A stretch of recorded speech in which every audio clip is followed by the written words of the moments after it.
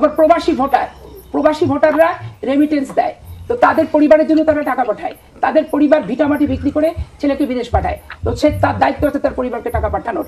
তার জন্য বাংলাদেশের রাজনীতিতে অংশ দিতে হবে, ভোটার বানাতে হবে। কে বলছে? বাংলাদেশের সুখ দুঃখ একটা নিরাপদ জায়গা থেকে তারা প্রতিবাদ করে।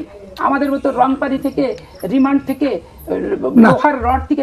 নেত্রী, তুমি যে কইলে যে প্রবাসীরা কি হয়েছে, আমরা জেল জরিমানা জুলুম অত্যাচারের শিকার হয়েছি, রডের বাড়ি খাইছি। নেত্রী, আপনি হয়তো জানেন না, এই প্রবাসের মাটিতে ওই সৌদি আরব, দুবাই, মালয়েশিয়া আন্দোলন করা সম্পূর্ণ নিষিদ্ধ।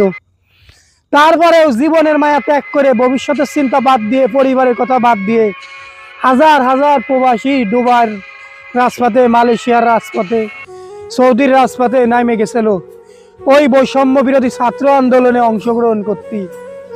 আমার মতো হাজারো প্রবাসী 2 মাস 3 মাস ব্যাংকের মাধ্যমে দেশে টাকা পাঠায়নি, পরিবারে বলিছে না খেয়ে থাকো, দেশ স্বাধীন হলে আবার খেতে পারবা। তো ভবিষ্যতে আপনারা দেশ শাসন করবেন, আপনাদের মুখে এই ধরনের কথা মানায় না। শেখ হাসিনার এমপি মন্ত্রীরা তো এরকম কথা বলতো ক্ষমতার পাওয়ারে, আপনারা এখনো ক্ষমতায় যাননি, তাই পাগলের মতো বকা শুরু করেছেন। ভবিষ্যতে প্রবাসীদের নিয়ে কোনো কথা বলবেন না আশা করি। এই প্রবাসের মাটিতে আমরা কষ্ট করি বলেই বাংলাদেশের মানুষগুলো এত শান্তিতে বসবাস করেন। আমরা রাজনীতি করি না, আমরা মায়ের খাই না, কিন্তু আমাদের ভাই ব্রাদার, আমাদের আত্মীয় স্বজন রাজনীতি করে, তারা রাজপথে থাকে। এই 17 বছর আপনি একা জেল খাটেননি, আমাদের হাজার হাজার আত্মীয় স্বজনে জেল খাটিছে।